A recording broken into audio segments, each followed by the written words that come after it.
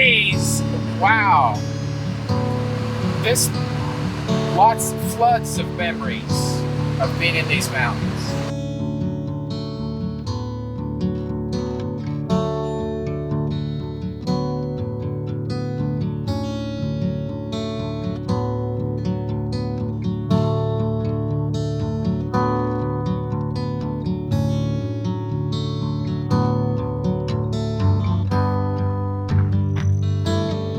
It is recording.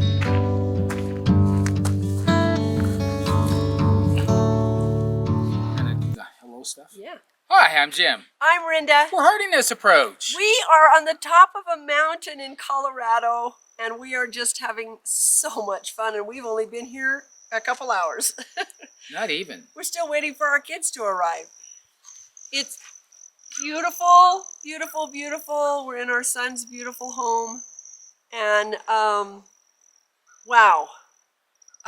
We put together pictures from the past, and I just made a slideshow. It's all set up. I've got photographs laying out on the table. Some will be embarrassing for certain individuals. Well, that's okay. That's what it's all about. I put some of you and I in there so that we could show that we were embarrassed. Are there going to be any embarrassments of us? No. Okay. We kiss a lot, but then we do that.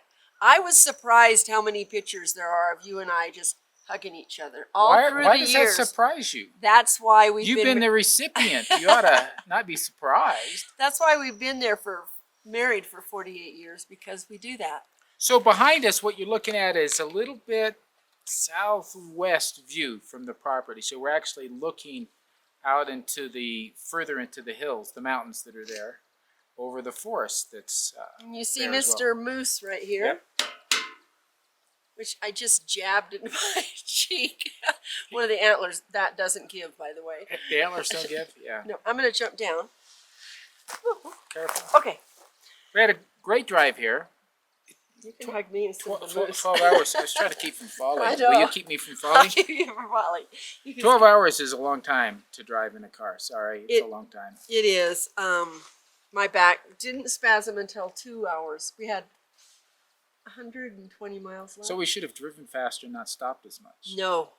We didn't stop as much. We didn't stop as much on this trip, and we... Well, you got to get gas.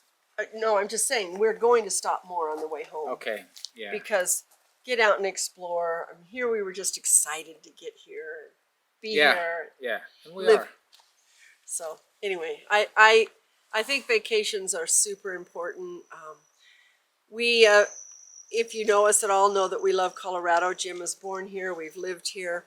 But we are so happy to have our home in Missouri. And Colorado is now a vacation spot. It is not a living spot for us. So yeah, Colorado is a vacation spot, and it will be for us. That's for sure.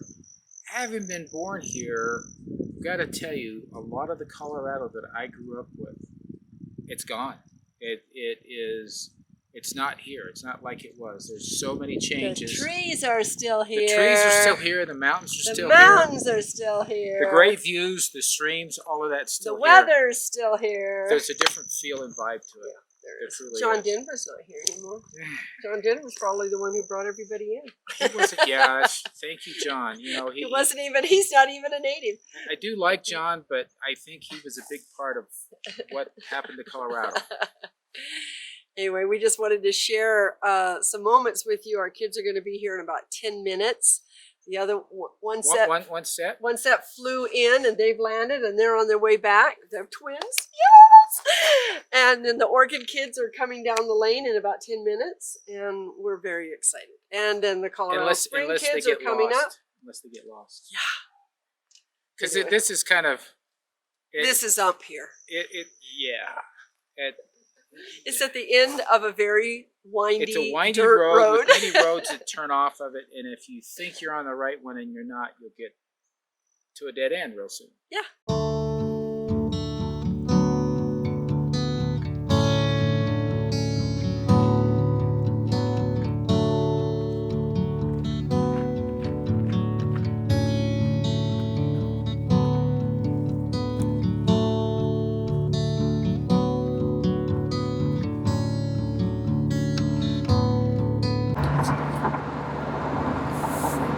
We are on our way home, almost home, about what, an hour away, maybe?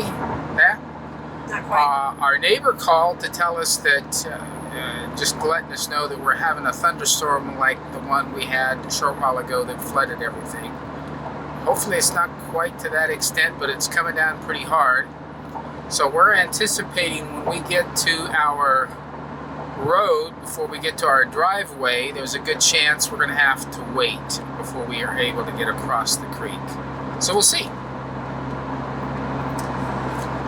Well, this has been such a wonderful time on having a family reunion and all of our children and grandchildren. We had all but 2 of our sons and their family there, and it was just a wonderful, wonderful time. And it wasn't just us that said this, it was family after family that said that. So it was really, really neat. Yeah, everybody had a great time. It was a great location. I mean, how can you go wrong in Colorado, and especially if it's a place that is mixed in with rock. Sorry for the camera moving around. The car's jiggling a bit.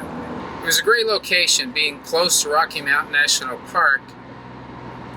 Gorgeous, beauty, more things to do than there was time, that's for certain. Great place. Colorado alone is a fantastic place to be, but that area is wonderful. So it was the right location, but good company, lots of fun, lots of enjoyment, good food. It was excellent. For those of you who have been watching us for a while, a little over a year ago, I had a little bit of a bout with transient global amnesia. I'll put the video up here. Big surprise. They had no clue what it was.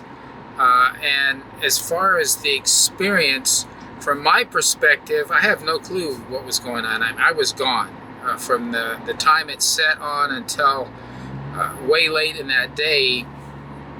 My memory of it is totally obliterated. So I don't know if it was good or bad. It was gone. But she experienced it in its fullest, and she says she was pretty scared.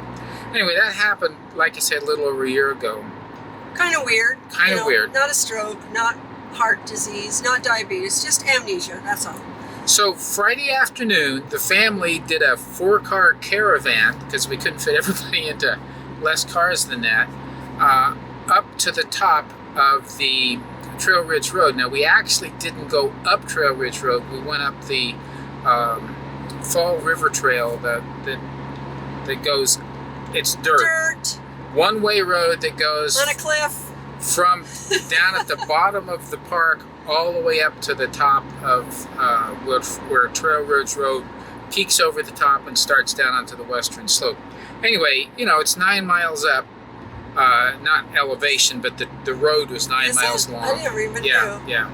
And we top out somewhere 12 to 13,000 feet in elevation. So, pretty far up there. Quite a drive, gorgeous. Few stops along the way to see particular sites. Yeah, it was a blast. And for the first, we've been to the top several times. This was the only time I've been up there, that Rhenda's been up there, when the wind wasn't blowing quite a bit. Now, those of you who know what it's like at high elevations, even in the summer, know it tends to be chillier there than it is at lower elevations, and the wind makes it even colder, seamy. Well, there wasn't much wind. It wasn't warm at all. You needed some kind of a sweater to handle it. It was gorgeous up there. We had a great time, and then we came down Trail Ridge Road, which is totally paved. We got to get over for the Amish buggy. Yep.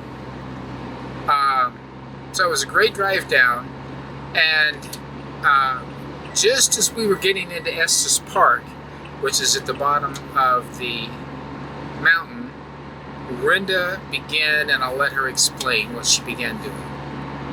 Oh, I get to explain. Yeah. I had a severe pain that hit me right here. Severe. And then like stabbing right along, like electric shocks that went along my eyebrow. And I immediately said to my daughter and my husband, I'm having something happen here, and it's getting worse by the second. And then it just got worse and worse and worse. and it went up into here and down to here. And I was just like this, covering my eye in this area. And we were 5 minutes from the hospital, and they quickly drove me over to the hospital. Well, let me insert this. Our ER nurse daughter says, okay, we're going to the hospital. Yes, ma'am. And about that time, we see the hospital sign right there this direction. So we broke off from the caravan of cars. And they had no clue what was going on, and we didn't have time to tell them. We just went right then. Anyway, my daughter took me in to begin with. She goes, I'm taking her in. Well, I stayed with the baby because I could probably do a better job of that than anything on the inside. And she put on her ER nurse hat, and boy. She took over the ER for a while, I think.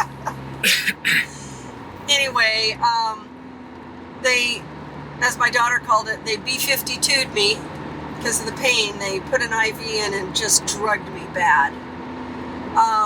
But she needed it with that pain. And I still had breakthrough pain coming through.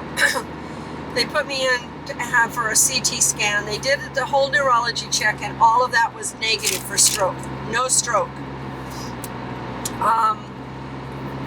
Anyway, after being there 3 hours, they ended up transferring me down. It's a small hospital. They're only limited on what they can do, and being a Friday night, they had no one who could do a CT, an MRI. And so they couldn't rule out a bleed. That's what they were trying to rule out, is a bleed, and what else it was. And this poor older doctor, he just did not know what it was. He would pat me. I'm so sorry. I'm so sorry. So we had to make a choice between waiting till the next day to go down to the hospital to Denver, or to go that night. And based on, well, he gave me a bunch of choices, and I said to him, even to throw my drugging, I looked over at Jim, I says, I don't like any of those choices. I don't want to be going down to Denver. I don't want to be life flighted somewhere. I don't want this. I don't want that. I don't want any of that. So knowing that there was a problem, that they weren't sure what it was or what needed to be done, and that we needed more tests, it seemed the sooner we got the tests, the better. There were a lot of extenuating circumstances that drove that, not just the pain and the concern about that. So we opted to go on down. So they were going to put on an ambulance and get her right down to the emergency room that was at a larger hospital. And before they could do that, it turns out they had another patient there who had chest pain, and they really needed to get them. And so their one ambulance that was available got used for that, so there wasn't any other way for them to transport. So we had to take her down ourselves. So my son drove Rhenda and I down to the Loveland Hospital that's down there, with all our transfer papers, and we won't drag this out. But we spent the rest of the night in Loveland, that's for sure. The rest of the night. We found a lovely doctor, and I've almost lost faith in any doctors, and this doctor is amazing. They renewed all of her confidence. Renewed my confidence in doctors. So, MRI, lots of looking, talking, thinking, researching, and the doctor came back and was 100% convinced that it was, I won't try to pronounce it, I'll let you do that. I'll try to pronounce it. Trigeminal neuralgia. Neuralgia. Trigeminal neuralgia. I'll put it on there so you can see it. You can look it up. It is extremely, extremely painful, but not dangerous. And they're not exactly sure what causes it. They know several different triggers that tend to make it happen, but it's a condition, it's not a disease. There's no cure. There are treatments. Anyway, what we believe happened for me is that I've been having ongoing sinus infections for years. But the last year has been really bad with COVID and all of the stuff that I went through with that. Well, every time that they do an examination that lets them see what our sinus cavities are doing, they've been filled. Yeah, And so what I think happened is they got filled. I mean, they were filled because I've been having a whatever with that. And then the altitude change put too much pressure on here. We went from like a little over 7,000 feet to 13,000 feet and then back down. So, you know, quite a hit on the pressure in her head. So they say that even brushing across here, chewing something, talking, brushing your teeth, anything could trigger it. And I'm like, well, if that could trigger it, then that kind of pressure could trigger it. And I had some yesterday, have not had any today. Yesterday being Saturday, today being Sunday. Yes. We were supposed to come home on Saturday, but of course we didn't get... You can't do a 12-hour drive with no sleep. So we had to call and get our animals taken care of another day. Thank you very much for all of those people that helped us with that. And we just went to Kobe, Kansas yesterday and just collapsed in a hotel at 6 p.m. and slept till this morning at 6 p.m. 6:30, 6 a.m. Sorry. It was actually 6:20 and felt like new people today. Who are we now? I don't know, but you're a lot better than you were last night. He was in bad shape last night. Then we only had a 7-hour drive today, but we have taken longer with it because we stopped a lot. We've walked around. I don't even have any back pressure today, nothing. So we're just weird. We do not have strokes and we don't get the heart diseases because we eat really well and take really good care of ourselves. We just get these fluky weird things. These odd conditions. Fluky. So anyway, it was the night that we were supposed to actually be celebrating his birthday with all the kids, giving him gifts and stuff, and we weren't there for that part. So finally the families had to leave, and two of the families we didn't even get to say goodbye to. One of the families we didn't, because the other one came back. No, the girls, we didn't get to say goodbye to the girls. To the granddaughters, you didn't say goodbye to them. So, but overall it was just such a joyous time, and we are planning another one in 2 years at the same place, and it was wonderful. So, yeah. I don't know what else to say. We're just unique, and we're both... tell them what Chris said about you being 70. Oh, yeah, my son who did the hosting asked me what it was like to be 70, and I told him, hey, 13 years ago we made some big changes that changed the direction of what our health was doing, and so now at 70 I feel better than I did at 50. And I'm able to do things really well at 70. And he says, that's really encouraging, because I had been concerned what it would be like to be 70, but seeing you and what you've done, then as long as I keep he's eating, in really good shape. He's in super shape. Yeah. He's 45. But as long as I keep eating and taking care of my body, then 70 is not going to be a bad place to be. So that was really nice that we were able to be those examples. My granddaughters that are age 16, 19, and 22, they were just like, one of them brought over a pair of cool sunglasses. Says, Grandma, put these on. Okay, now you're cool. And I went like this. One of them said, oh, Grandma's always been cool. So that was awesome. We just really, I can't even explain, had such a good time. That said, we are so excited to go back to our farm. If it's still there, it doesn't float away. It's only sprinkling right now, so I think we'll be okay. I'm looking at the clouds up ahead. So. It's so nice to go on vacation and cannot wait to get back to our home. We haven't had that. We haven't felt that. And it's so nice to want to have a home that you can't wait to be at. So anyway, you guys, we wish you all the very best in health. It is so important to eat right and take care of yourselves and exercise. Just do it. It's so important, because then when you get to be our age, you don't have to say, oh, never get old, because it's just so bad. Because even despite what happened to me, it could have happened. Right. Yes, it happens more to women over 50. But it's not age related. It's not age related. The doctor did tell me to go and see an EMT and get my sinuses taken care of, and I am going to go do that. So anyway, thank you. Don't forget down here to subscribe to our newsletter or our updates or whatever you want to call it.